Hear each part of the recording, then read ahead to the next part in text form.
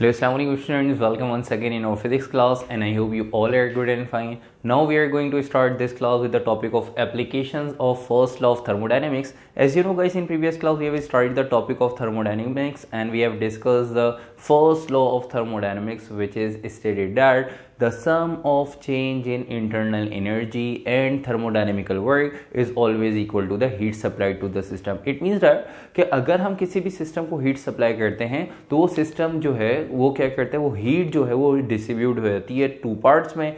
एक हीट का पार्ट जो है वो जो वर्क करा रहा होता है, पिस्टन को मूव करा रहा होता है, उसको हम कहते हैं थर्मोडायनेमिकल वर्क. और एक जो है वो हीट का पार्ट जो है वो क्या कर रहा होता है बेटे, इंटरनल एनर्जी जो होती है सिस्टम की उसको इंक्रीज कर रहा होता है. तो उससे हमने फर्स्ट लॉ ऑफ थर्मोडायनेमिक्स की स्टेटमेंट पढ़ी कि भाई जो भी अगर आप किसी भी सिस्टम में हीट सप्लाई करें तो उससे सिस्टम की जो इंटरनल एनर्जी इंक्रीज होगी और जो भी सिस्टम के अंदर वर्क होगा उसको हम थर्मोडायनेमिकल वर्क कहते हैं. तो sum of change in internal energy मतलब थर्मोडायनेमिकल वर्क, और जो भी इंटरनल एनर्जी में चेंज आ रहा है उनको अगर हम ऐड कर लें, उनको टोटल कर लें, उनका सम कर लें, तो वो किसके बराबर होता है बेटे, heat supply to the system. जो भी सिस्टम को हीट सप्लाई करें उसके बराबर. ठीक है, तो वहां से देखिएगा कि भाई कि इंटरनल एनर्जी में जो चेंज आ रहा है वो इंटरनल एनर्जी में चेंज, ठीक है, किसकी वजह से आएगा, हीट सप्लाई करने की वजह से जो इंटरनल एनर्जी में चेंज आएगा, तो वो इंटरनल एनर्जी में चेंज और थर्मोडायनेमिकल वर्क दोनों को अगर हम सम कर लें, दोनों को अगर हम ऐड कर लें,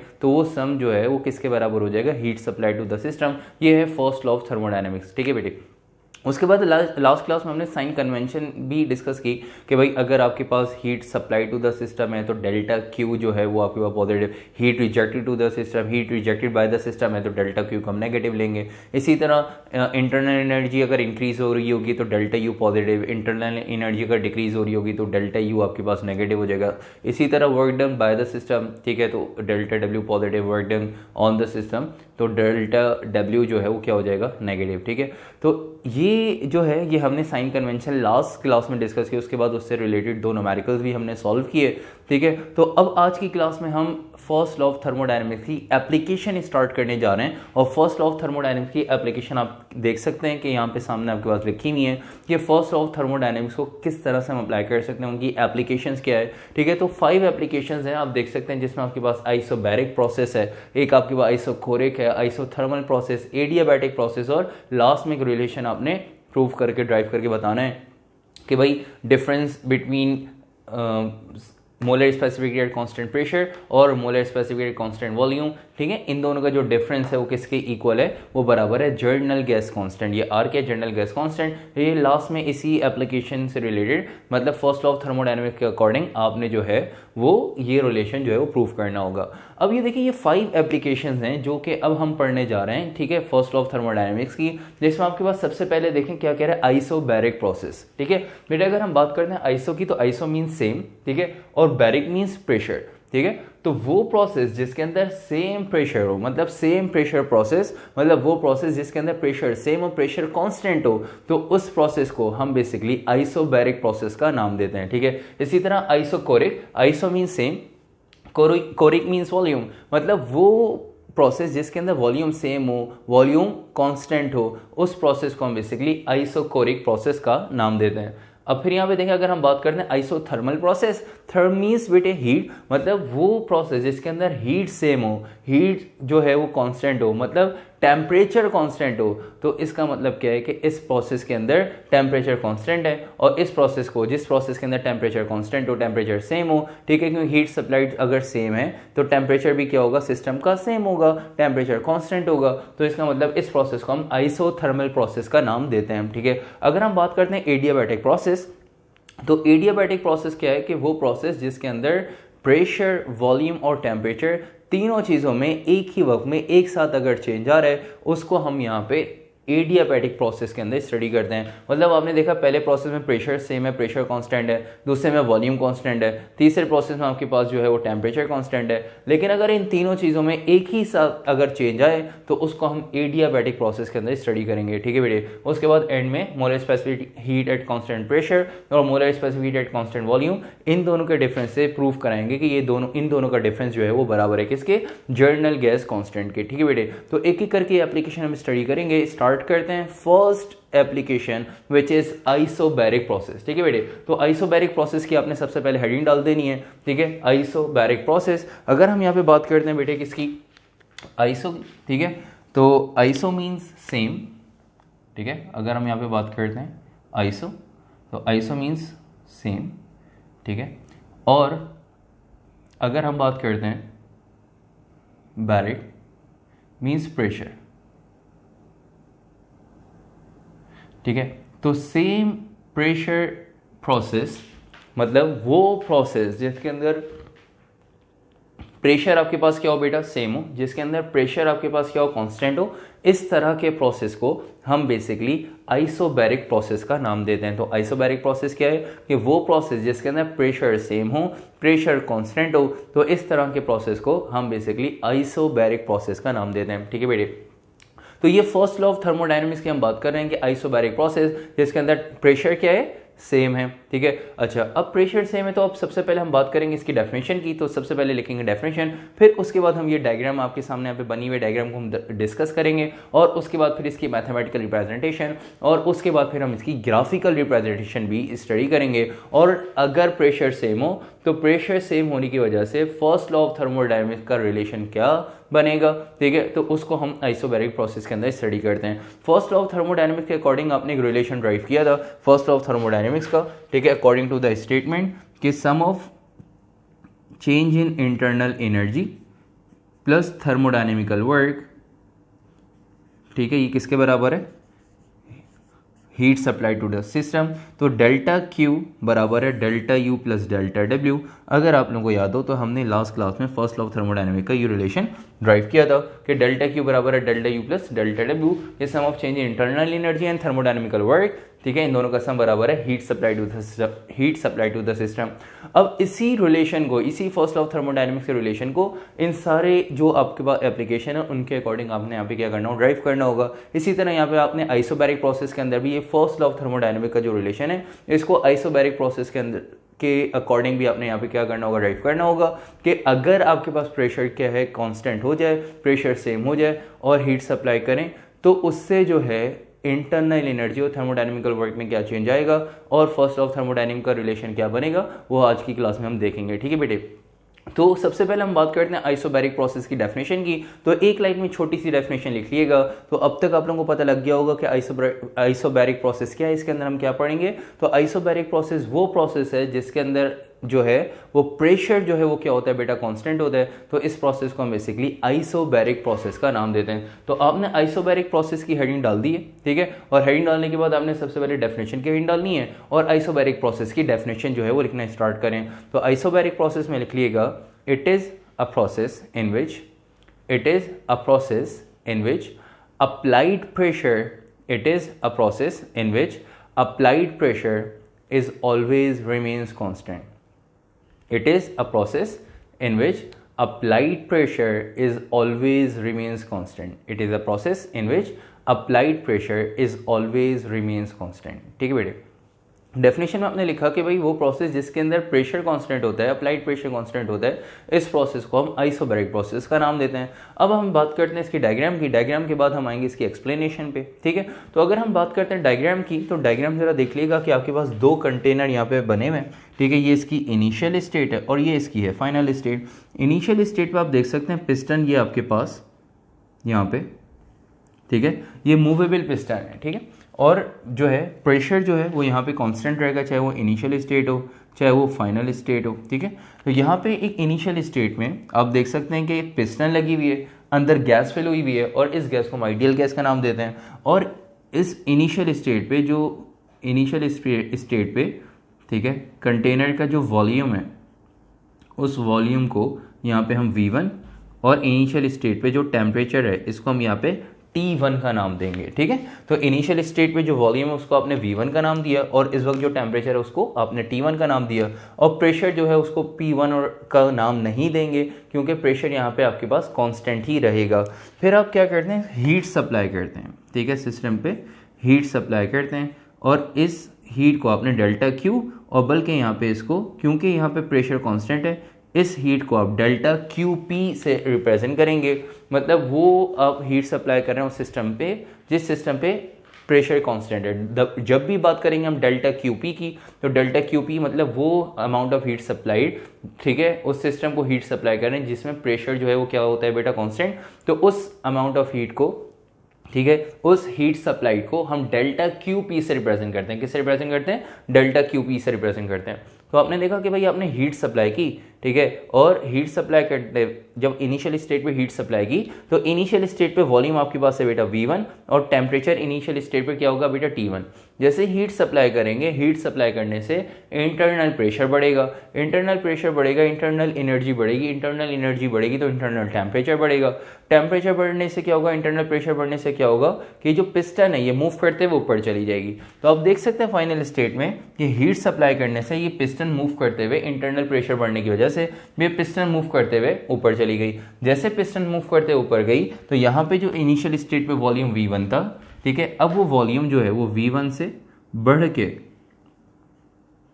यहाँ पे V2 हो जाएगा और जो टेम्परेचर T1 था वो बढ़ के क्या हो जाएगा, T2, ठीक है। तो आपने देखा कि हीट सप्लाई की कांस्टेंट प्रेशर पे, तो इस हीट को आपने डेल्टा क्यूपी से रिप्रेजेंट किया और इनिशियल स्टेट पे वॉल्यूम V1 था और टेम्परेचर T1। हीट सप्लाई करने से जैसे ही पिस्टन मूव करते हुए ऊपर गई, तो मूव करते हुए जैसे ही पिस्टन ऊपर गई तो वॉल्यूम V1 था बढ़ के क्या हो गया बेटा V2 और जो टेम्परेचर T1 था बढ़ के क्या हो गया T2, ठीक है। ये है आपके पास आइसोबैरिक प्रोसेस की कंडीशन। तो डायग्राम में आपने दो कंटेनर लिए, इनिशियल स्टेट और फाइनल स्टेट के अकॉर्डिंग आपने जो है वो यहाँ पे सारी सिचुएशन देखी कि हीट सप्लाई करने से आपके पास वॉल्यूम भी इंक्रीज हो रहा है और टेम्परेचर जो है वो भी इंक्रीज हो रहा है, लेकिन जो प्रेशर है वो यहाँ पे क्या है, कांस्टेंट है। तो अगर प्रेशर कांस्टेंट होगा तो फर्स्ट लॉ ऑफ थर्मोडायनेमिक्स के रिलेशन पे क्या इंपैक्ट पड़ेगा वो हम यहाँ पे इसकी मैथमेटिकल रिप्रेजेंटेशन में देखेंगे। फिलहाल आपने करना क्या है कि डायग्राम जल्दी से बना लें, ठीक है। डायग्राम बनाने के बाद हेडिंग डाल दी गई एक्सप्लेनेशन की, इस डायग्राम को हम करेंगे एक्सप्लेन और एक्सप्लेनेशन के बाद फिर इसकी मैथमेटिकल रिप्रेजेंटेशन देखेंगे कि भाई ये जो फर्स्ट लॉ ऑफ थर्मोडायनेमिक्स का रिलेशन है कि डेल्टा क्यू बराबर है delta U plus delta W, ठीक है, इस रिलेशन पे क्या इंपैक्ट पड़ेगा अगर प्रेशर यहाँ पे क्या हो, एक्सटर्नल प्रेशर अगर यहाँ पे क्या हो, कांस्टेंट हो जाए, ठीक है बेटे। तो डायग्राम जल्दी से बनाए और डायग्राम बनाने के बाद हेडिंग डाल दिएगा एक्सप्लेनेशन की,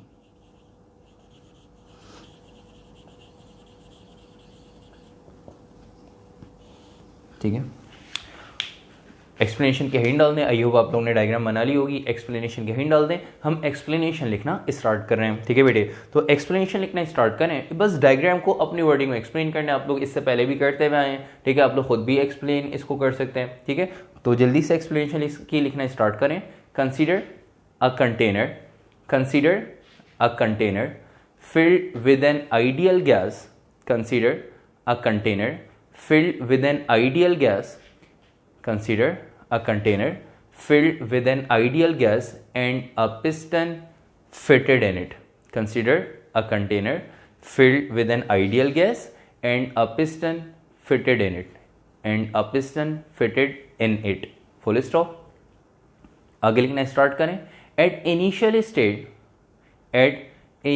state the volume is V1 and temperature is T1, ठीक है। At initial state the volume is V1, temperature is T1, ठीक है। Volume is V1, temperature is T1 and the applied pressure is considered as, and the applied pressure is considered as, और अगर और specific करके लिखना है तो इस तरह से लिख लें कि भाई at initial state volume is V1, temperature is T1 and constant applied pressure, applied pressure के बजाय अगर इसको प्रॉपर लिख लें कि and constant applied pressure is considered as P, ठीक है। And constant applied pressure is considered as P and constant applied pressure is considered as P, capital P, full stop. आगे लिखना स्टार्ट करें। When we supply some amount of heat, when we supply some amount of heat, bracket में लिखिएगा delta QP, क्योंकि ये जो heat supply कर रहे हैं यहाँ पे प्रेशर जो है वो क्या है, कांस्टेंट है सिस्टम में। जब प्रेशर कांस्टेंट है तो अगर प्रेशर कांस्टेंट होगा तो इस अमाउंट ऑफ हीट सप्लाइड को हम डेल्टा QP से रिप्रेजेंट करते हैं, ठीक है। तो फुल स्टॉप के बाद आपने लिखा कि when we supply some amount of heat, when we supply some amount of heat delta QP, bracket में when we supply some amount of heat, delta QP, the piston is moving upward, the piston is moving upward, the piston is moving upward. It means that volume and temperature are increased, volume and temperature are increased at constant applied pressure. It means that volume and temperature are increased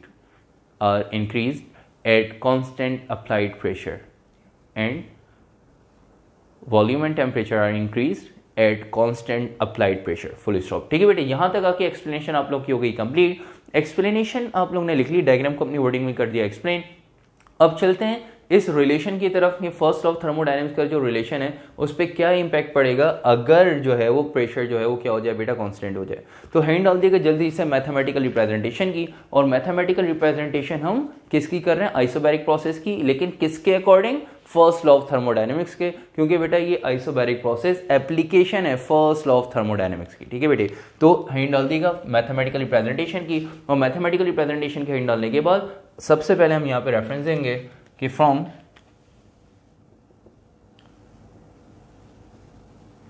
first law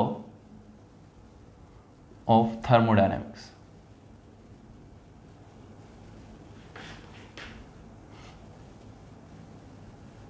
ठीक है भाई, तो first law of thermodynamics के according यहाँ पे first law of thermodynamics का relation जो है वो यहाँ पे लिख लेंगे कि फर्स्ट लॉ ऑफ थर्मोडायनेमिक्स का जो रिलेशन है वो रिलेशन क्या है बेटा, कि डेल्टा क्यू बराबर है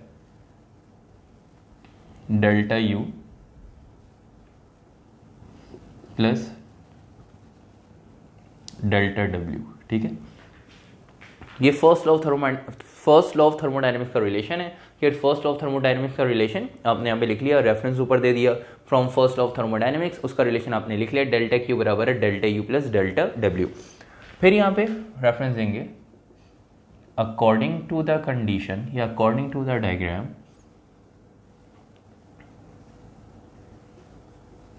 according to the condition, condition के अकॉर्डिंग बताते हैं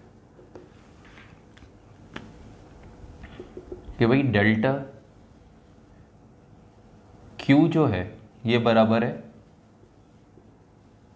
डेल्टा क्यू पी के. ठीक है, डेल्टा क्यू किसके बराबर है, डेल्टा क्यू पी के. ये जो डेल्टा डब्ल्यू है ये किसके बराबर है बेटा, पी डेल्टा वी. ठीक है, ये कैसे बताओ, ये हमने लास्ट क्लास में जो थर्मोडायनेमिकल वर्क का जो रिलेशन ड्राइव किया था. ठीक है, तो उसके अंदर आपने डेल्टा डब्ल्यू का रिलेशन ड्राइव किया था कि पी डेल्टा वी, कि डेल्टा डब्ल्यू किसके बराबर होता है, पी डेल्टा वी के. ठीक है, तो आपने लिख लिया कि भाई डेल्टा क्यू बराबर है डेल्टा क्यू बराबर है डेल्टा क्यू पी के. ठीक है, और डेल्टा डब्ल्यू बराबर है पी डेल्टा वी के. और इसको आप यहाँ पे इस रिलेशन में पुट कर देंगे. तो जरा देख लीजिएगा कि फर्स्ट लॉ ऑफ थर्मोडायनेमिक्स के अकॉर्डिंग आइसोबैरिक प्रोसेस का रिलेशन क्या होगा. मतलब फर्स्ट लॉ ऑफ थर्मोडायनेमिक्स का रिलेशन क्या होगा अगर आपके पास प्रेशर क्या हो जाए, कांस्टेंट. तो अगर प्रेशर कांस्टेंट हो जाए तो फर्स्ट लॉ ऑफ थर्मोडायनेमिक्स का रिलेशन क्या होगा. चलते हैं जरा देखने कि भाई आपने देखा कि भाई डेल्टा क्यू, उसकी जगह क्या पुट कर देंगे, डेल्टा क्यू पी. और डेल्टा डब्ल्यू की जगह हम क्या पुट करेंगे, पी डेल्टा वी. तो इसको आप इक्वेशन में जब पुट करें तो डेल्टा क्यू की जगह आ जाएगा डेल्टा क्यू पी. ठीक है, delta U as it is रहेगा प्लस डेल्टा डब्ल्यू की जगह P delta V, P delta we.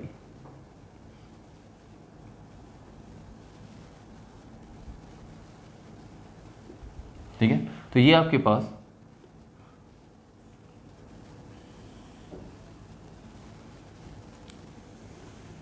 Isobaric process की इक्वेशन आ गई. ठीक है, इसमें आपने देखा कि अगर आपके पास प्रेशर कांस्टेंट हो तो फर्स्ट लॉ ऑफ थर्मोडायनेमिक्स का रिलेशन आपके पास बन जाएगा डेल्टा क्यू बी बराबर है delta U plus P delta V. Delta Q P equals to delta U plus P delta V. ठीक है, यहाँ तक कॉपी करें. कॉपी करने के बाद नीचे लिख लीजिएगा it is an equation of isobaric process. It is an equation of isobaric process. It is an equation of isobaric process. ठीक है, उसके बाद हम इसकी ग्राफिकल रिप्रेजेंटेशन की तरफ चलते हैं. और ग्राफिकल रिप्रेजेंटेशन या जिसको हम पीवी डायग्राम कहते हैं, कि भाई आइसोबैरिक प्रोसेस की पीवी डायग्राम जो है वो आप बनाएं, ठीक है, या उसकी ग्राफिकल रिप्रेजेंटेशन बताएं कि अगर प्रेशर कांस्टेंट होगा, ठीक है, और हीट सप्लाई करने से वॉल्यूम इंक्रीज हो रहा है तो उसकी ग्राफिकल रिप्रेजेंटेशन पे क्या इंपैक्ट पड़ेगा, ग्राफिकल उसको किस तरह से रिप्रेजेंट करेंगे। चलते हैं ज़रा इसकी ग्राफिकल रिप्रेजेंटेशन की तरफ। तो हिंट डाल देनी है आपने ग्राफिकल रिप्रेजेंटेशन की।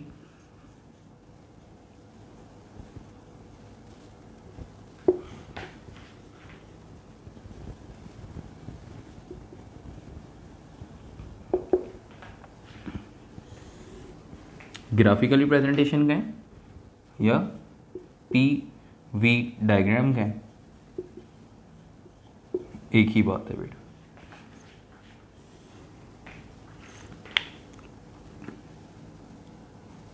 ठीक है, तो ग्राफिकल रिप्रेजेंटेशन और करके पीवी डायग्राम, ठीक है बेटे, एक ही बात है। ग्राफिकल रिप्रेजेंटेशन देख लीजिएगा, ये आपके पास एक आ गया वाई एक्सिस, ठीक है, और ये आ गया आपके पास एक्स एक्सिस। वाई एक्सिस पे लेंगे प्रेशर, ठीक है, और एक्स एक्सिस पे लेंगे बेटा वॉल्यूम, ठीक है। वाई एक्सिस पे आपने रखा प्रेशर और एक्स एक्सिस पे रखा आपने वॉल्यूम। और यहाँ पे देखिएगा कि प्रेशर जो है उस पर कोई चेंज नहीं आएगा। इनिशियल और फाइनल स्टेट पे आप देख सकते हैं कि प्रेशर जो है वो सेम है, लेकिन इनिशियल स्टेट पे वॉल्यूम V1 था, बढ़ के क्या हो गया V2। तो इनिशियल स्टेट पे वॉल्यूम V1 था, बढ़ के हो गया V2, लेकिन जो प्रेशर था, ठीक है, वो प्रेशर क्या रहा, सेम। प्रेशर क्या रहा, सेम रहा। तो यहाँ पे एक स्ट्रेट लाइन की फॉर्म में यहाँ पे ग्राफ बनता है, ठीक है, बताते ही हैं कि प्रेशर जो है वो इस पॉइंट पे सेम है, लेकिन जो वॉल्यूम है, ठीक है, वो पहले क्या था V1, बढ़ के क्या हो गया V2, ठीक है। वॉल्यूम पहले क्या था V1, बढ़ के क्या हो गया V2, लेकिन आप देख सकते हैं हीट सप्लाई करने से प्रेशर जो है वो क्या रहा, सेम रहा। तो ये जो स्ट्रेट लाइन है, ठीक है, ये जो स्ट्रेट आपने लाइन यहाँ पे फॉर्म की है, ठीक है, जो कि पैरेलल है किससे, एक्स एक्सिस से, इस स्ट्रेट लाइन को हम बेसिकली आइसोबार कहते हैं, ठीक है। इसको क्या कहते हैं, इसको कहते हैं आइसोबार, ठीक है।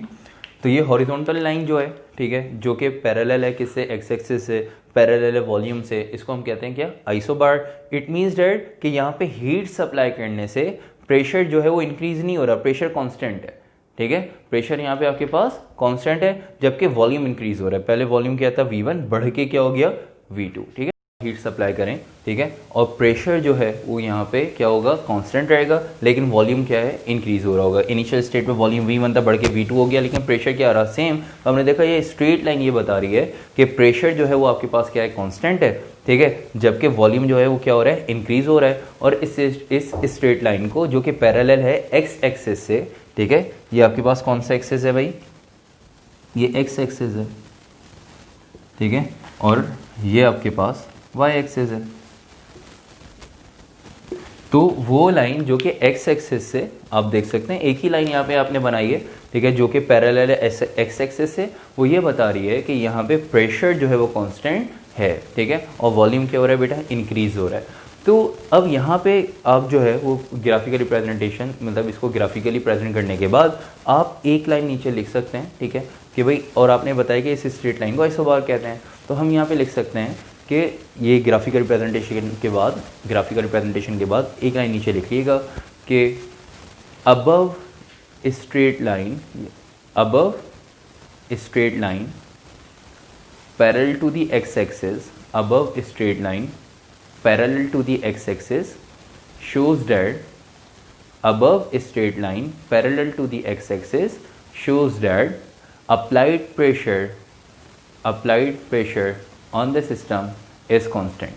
Applied pressure on the system is constant. ठीक है बेटे, तो सिस्टम में जो प्रेशर है, अप्लाइड प्रेशर है, ये क्या है, कांस्टेंट। ये आपने यहाँ पे प्रूव करके बता दिया, इसका मैथमेटिकल रिप्रेजेंटेशन भी इसकी बता दी, और ग्राफिकली भी इसको जो है वो प्रेजेंट हमने करके सीख लिया, प्रेजेंट करना हमने सीख लिया कि किस तरह से हम ग्राफिकली इसको प्रेजेंट करेंगे। और ग्राफिकल प्रेजेंट करके बता दिया ग्राफिकली, और एक स्ट्रेट लाइन जो यहाँ पे बना के बता दी जिसको हम यहाँ पे क्या कहते हैं बेटा, आइसोबार। ठीक है, यहाँ तक आके ये आपके पास आइसोबैरिक प्रोसेस का टॉपिक कंप्लीट हो गया। फर्स्ट लॉ ऑफ थर्मोडायनेमिक्स जो है उसकी एप्लीकेशन आपने फर्स्ट एप्लीकेशन, ठीक है, application of first law of thermodynamics में फर्स्ट एप्लीकेशन आइसोबैरिक प्रोसेस जो है वो हमने पढ़ ली, और उसमें अपने यहाँ पे रिलेशन देख लिया कि अगर प्रेशर कांस्टेंट हो तो फर्स्ट लॉ ऑफ थर्मोडायनेमिक्स का रिलेशन क्या होगा, वो हमने यहाँ पे सीख लिया बनाना। ठीक है, और उसके बाद उसको ग्राफिकली प्रेजेंट करना भी सीख लिया, पीवी डायग्राम जो है वो हमने इसकी बना ली। ठीक है बेटे, तो यहाँ तक आके बस क्लास को एंड करेंगे। नेक्स्ट क्लास में इंशाल्लाह नेक्स्ट एप्लीकेशन स्टार्ट करते हैं, और नेक्स्ट एप्लीकेशन आपके पास है आइसोकोरिक प्रोसेस। ठीक है, तो इंशाल्लाह नेक्स्ट क्लास में मुलाकात होती है आइसोकोरिक प्रोसेस के साथ। और अगर आपने अब तक चैनल को जो है सब्सक्राइब नहीं किया तो बेटे लाजमी चैनल को सब्सक्राइब करें, अपने फ्रेंड्स में जो है उसको शेयर करें। ठीक है, और वो स्टूडेंट जो आपके क्लास फेलोज़ हैं, ठीक है, आपके रिलेटिव्स में जो भी अब फर्स्ट ईयर सेकेंड ईयर के स्टूडेंट्स हैं, ठीक है, इनफैक्ट 9 मैट्रिक के जो भी स्टूडेंट्स हैं उनमें भी आप ये चैनल शेयर कर सकते हैं, क्योंकि 9 मैट्रिक के भी आप देख सकते हैं कि भाई मैथ्स और फिज़िक्स दोनों के लेक्चर जो है वो चैनल पर अपलोड हो रहे हैं। तो इंशाल्लाह अगर फर्स्ट 9 मैट्रिक के भी student first year second year के साथ अगर 9 मैट्रिक के भी स्टूडेंट जो है वो चैनल फॉलो करेंगे तो उनकी भी जो है वो तैयारी बिल्कुल वैसी ही हो जाएगी जैसे आप लोगों की तैयारी चल रही है, और उनके 2 सब्जेक्ट जो है वो कवर हो जाएंगे।